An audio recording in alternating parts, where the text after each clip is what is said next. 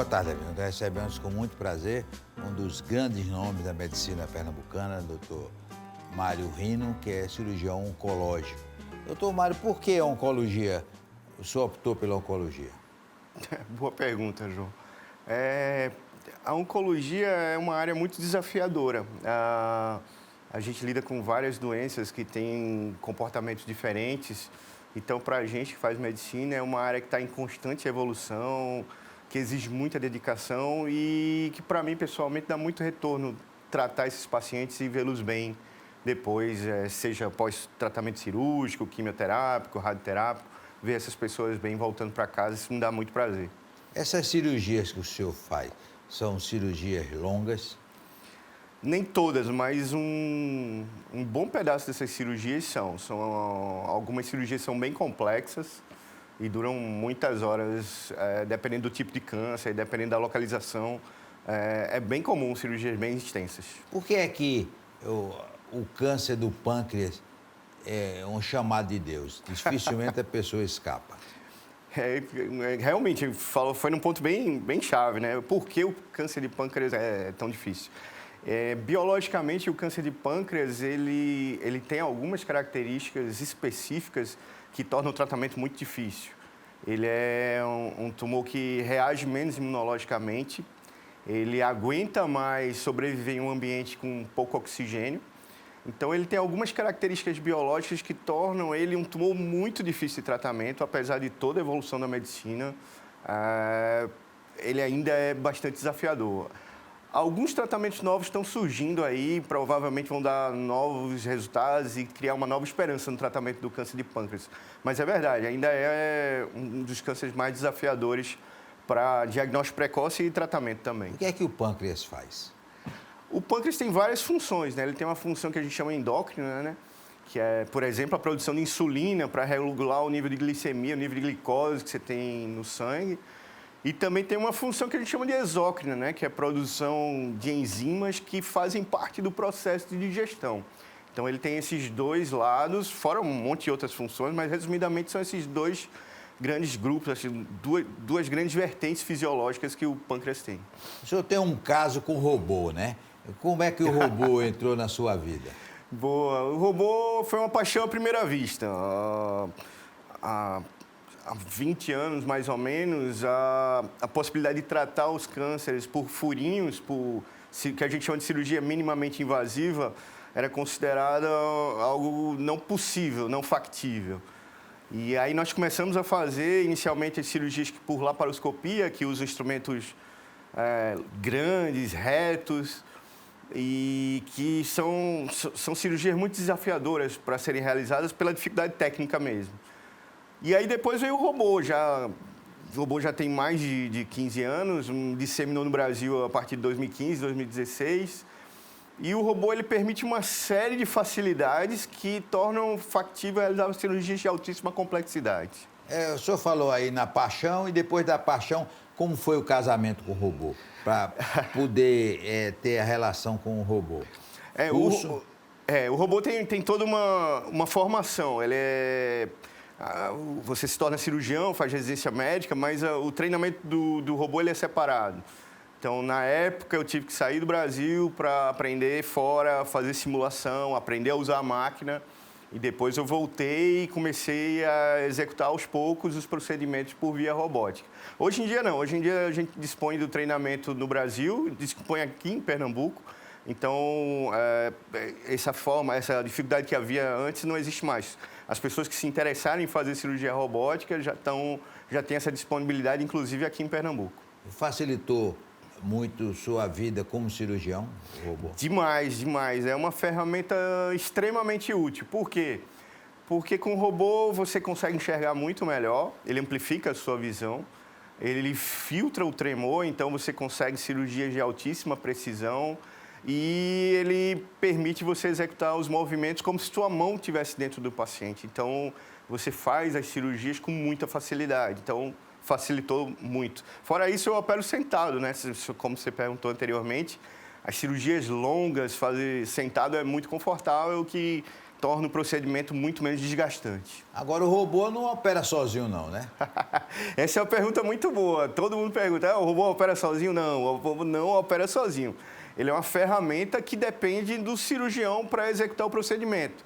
Ou seja, tudo que acontecer de bom ou se tiver alguma intercorrência, a responsabilidade é do cirurgião.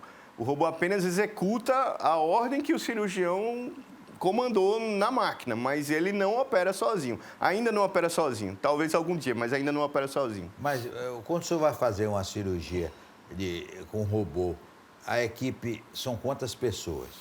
É uma equipe grande. Na verdade, todos eles têm que estar treinados e familiarizados com a cirurgia robótica.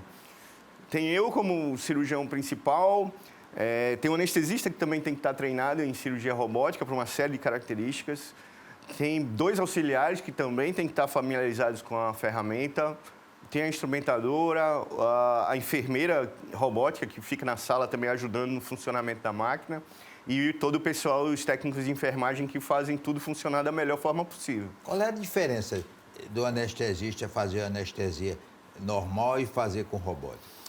A monitorização que existe para fazer a cirurgia robótica ela é muito maior do que para uma cirurgia usual, porque, por exemplo, o paciente não pode, sob hipótese nenhuma, se movimentar ou ter qualquer tipo de reação durante a cirurgia. Então, a gente acaba aprofundando um pouquinho mais a anestesia para que tenha segurança da estabilidade do paciente durante todo o procedimento. Então, tem toda uma monitorização que ele precisa estar familiarizado para poder fazer anestesia para uma cirurgia robótica. O senhor já fez na sua carreira vários tipos de cirurgia. E o pós-operatório com o robô realmente é muito menos doloroso. Isso é uma característica bem marcante da cirurgia robótica. A diferença na dor no pós-operatório é muito grande, especialmente quando você compara com as cirurgias tradicionais. E qual é a razão disso? Primeiro, os cortes são muito pequenos. Cada furinho para passagem de um braço robótico mede em torno de 8 milímetros, é muito pequeno. E aquele braço, aquele trocáter por onde passa o instrumento, ele fica muito estável, ele não fica se mexendo para frente, para trás, para lateral. E com essa estabilidade, a dor no pós-operatório é mínima, é praticamente zero. E o senhor faz uma cirurgia, a pessoa tem que ficar no hospital quanto tempo? Depende do tipo de procedimento, né? Alguns procedimentos, por exemplo, cânceres ginecológicos, a gente consegue dar alta para o paciente com um dia de internamento.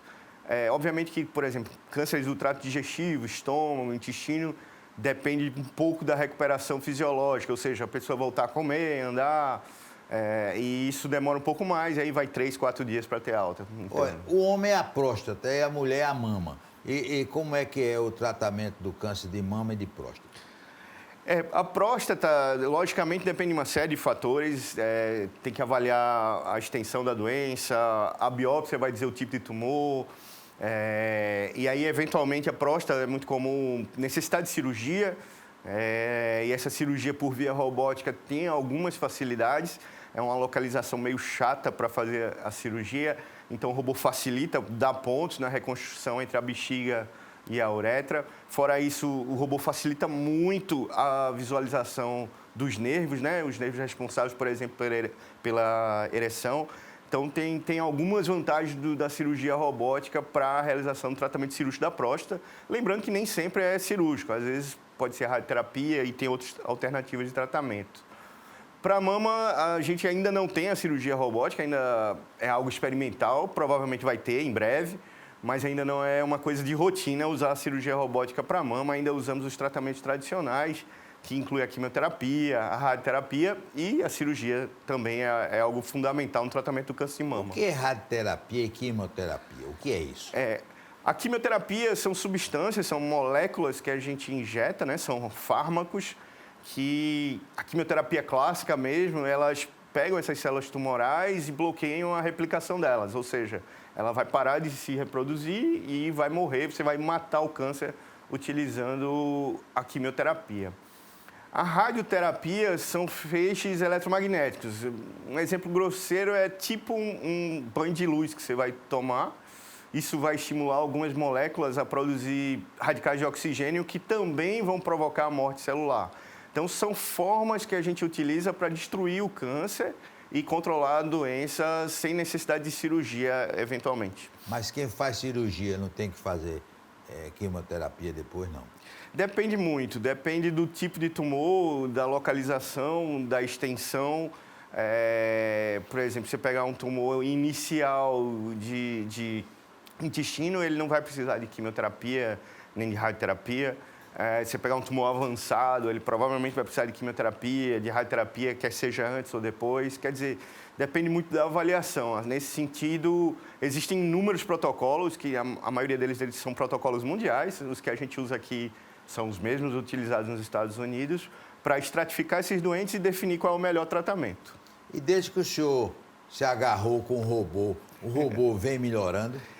Maravilha, excelente. Vem melhorando muito, João, vem melhorando muito. Você pegar o robô do final da década passada, o início dessa década, ele já era de um jeito, ele evoluiu. E ele evoluiu em quê? Na facilidade de colocar o robô. Hoje é muito mais rápido você colocar. Lá em 2014, 2015, você demorava 40 minutos para montar o robô e deixar ele pronto para executar. Hoje a gente consegue montar o robô em 10 minutos, 15 minutos, ele está pronto para uso. Para cada cirurgia. Montar para cada cirurgia. Então, e essa facilidade acaba motivando a equipe. Você não vai perder muito tempo para montar a estrutura para executar o procedimento. Está cada vez mais rápido. E tem evoluído muito mais rápido. Hoje a gente usa 4 braços no robô. Se utilizar um vídeo, você vai ver que tem 4 braços no robô. E provavelmente no futuro próximo a gente vai usar um só e esse braço vai se abrir dentro do paciente. Ou seja, provavelmente no futuro, por um furo só, você vai fazer a cirurgia. Quer dizer, é um polvo. O robô agora virou polvo, foi? Foi. Já está lançado, nos Estados Unidos já é uma realidade. Ainda tem um custo muito alto, não conheço nenhum serviço no Brasil que ainda tenha, mas à medida que a tecnologia vai andando, o preço vai baixando e certamente ele vai chegar aqui no Brasil. E com muitos braços. Com muitos braços. Para que o senhor quer tanto braço? Porque o senhor vai operar, só precisa de 2. Para que quer tanto? Mas é fantástico isso, porque o cirurgião, antes eu tinha que dar a ordem para o auxiliar para dizer a ele onde é que eu queria que fosse filmado. Eu tinha que dizer para um outro auxiliar, mexe aqui, mexe ali. E hoje, com o robô, eu faço tudo isso. Eu boto a câmera onde eu quiser, eu boto meus 2 braços onde eu quiser e os outros braços do robô também posicionam para facilitar a realização da minha cirurgia. Então, eu comando tudo sem ter que dar ordem para ninguém. Ou seja, o robô, ele substitui todos esses passos que eu precisaria treinar muita gente e eu consigo executar sozinho. O auxiliar não faz mais nada, né? Ainda faz. Ele ainda é importante, até por questão de segurança, né? Ele precisa estar lá perto do paciente, ele passa alguma gás, ele aspira alguma secreção. E o auxiliar tem que estar treinado com a cirurgia robótica para que, numa eventualidade, ele possa assumir a utilização da máquina e resolver algum problema que o cirurgião esteja impossibilitado de resolver naquele momento. Se o cirurgião tiver um treco, tem que ter auxiliar lá. Exatamente. Se o cirurgião cair lá, ele vai lá e resolve e o paciente fica bem. Nós queremos agradecer por essas informações e depois, no intervalo, vamos continuar conversando com o Dr. Mário Rino, cirurgião oncológico.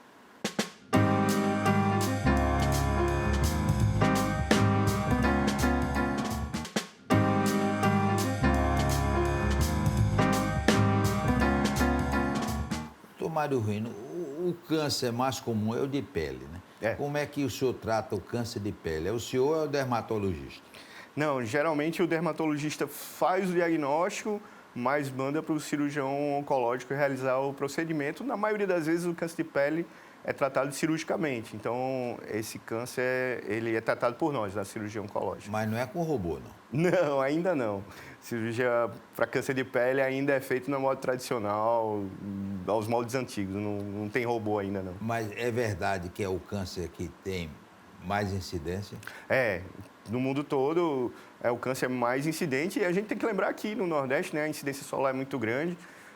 Então, a gente tem um número muito grande de cânceres de pele, que são os cânceres relacionados à exposição solar. E vale a pena lembrar do pessoal tomar os cuidados, né? Quando for para a praia, tentar evitar os horários de pico de sol. E sempre ir protegido, né? Com protetor solar, roupa, camisa de proteção UV. Isso ajuda a evitar o câncer no futuro. A oncologia, a cirurgia oncológica tem urgências?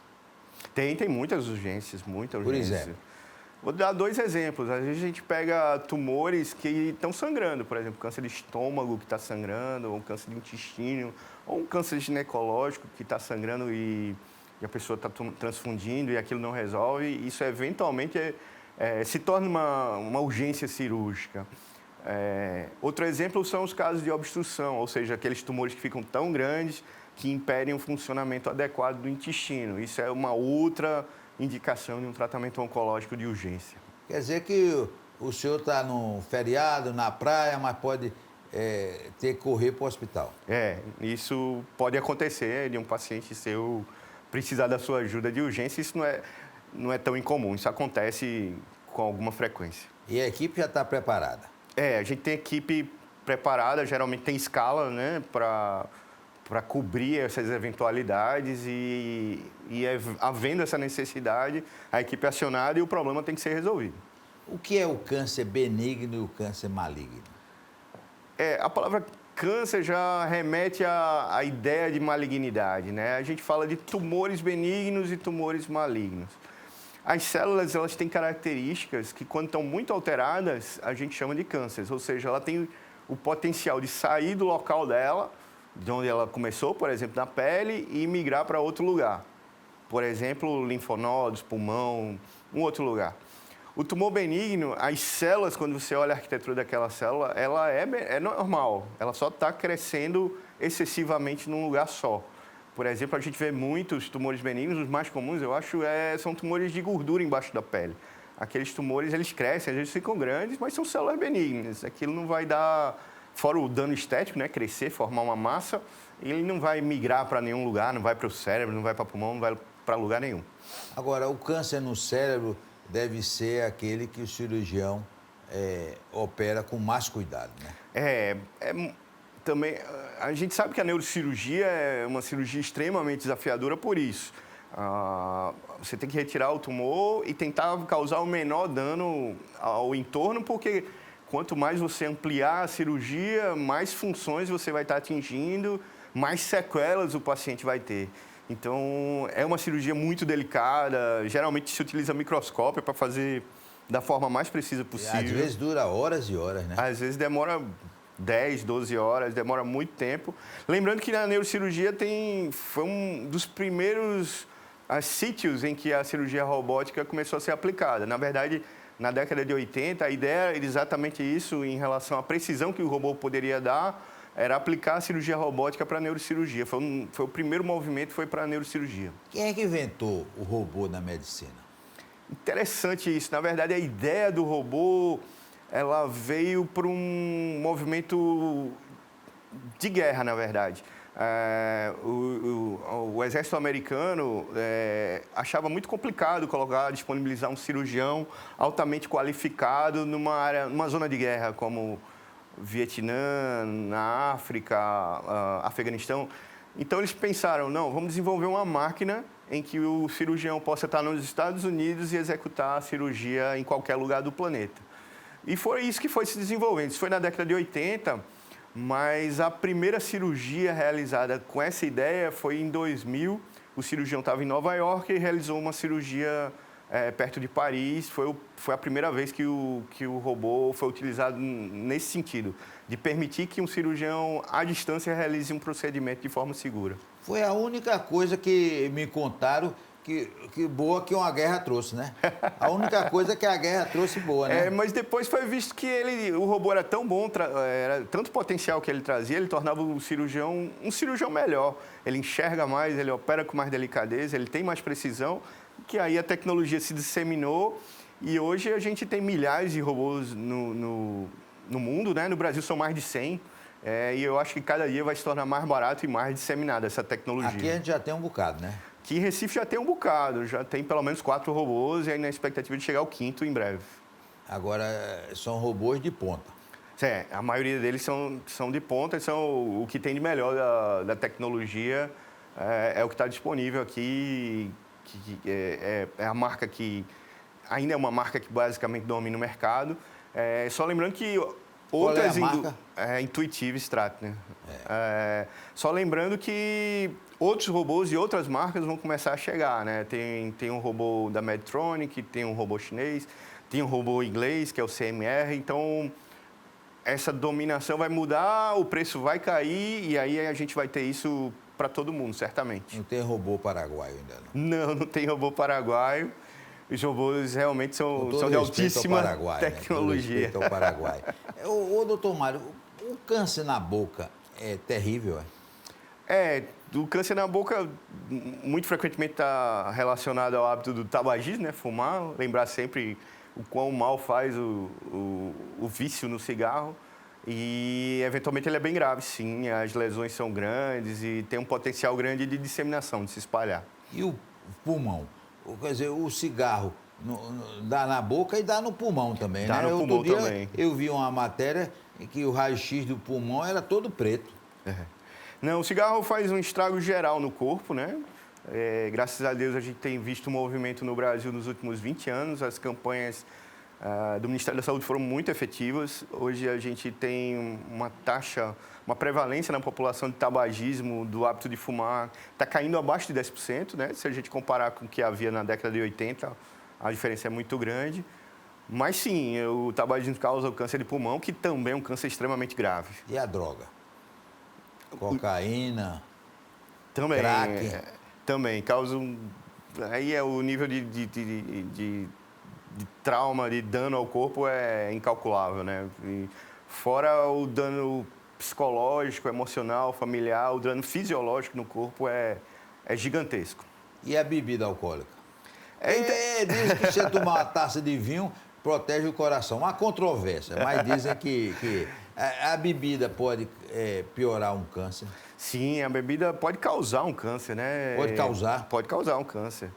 É engraçada essa história, porque a gente tem a ideia de que... Às vezes esquece que o álcool ele é uma droga, né? Ele vai causar uma série de danos ao organismo. Então, por exemplo, o mais comum para ser citado é a utilização em grandes volumes de álcool diariamente. Isso pode causar câncer de fígado, por exemplo, né?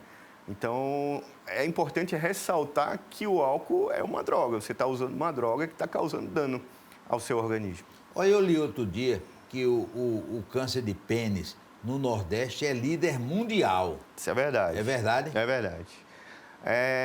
O câncer de pênis está relacionado a um vírus chamado HPV, que, graças a Deus, hoje já temos vacina e faz parte até do calendário nacional de vacinação. Meninas e meninos adolescentes de 9 a 14 anos, eles devem se vacinar.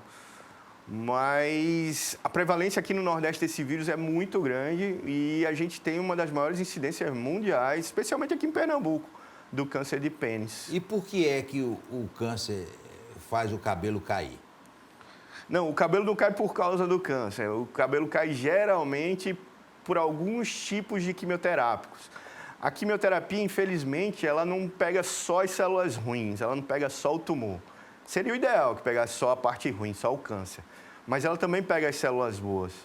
E se a velocidade de divisão dessas células, de multiplicação, como no cabelo, que cresce de forma rápida, eles ficam mais sensíveis à quimioterapia. Não só o cabelo, a pele, a unha. Então, utilizando esses remédios, eles atrapalham essa divisão celular e o cabelo começa a cair. E aí tem esse problema da queda de cabelo. A quimioterapia tem evoluído? Demais, demais, demais.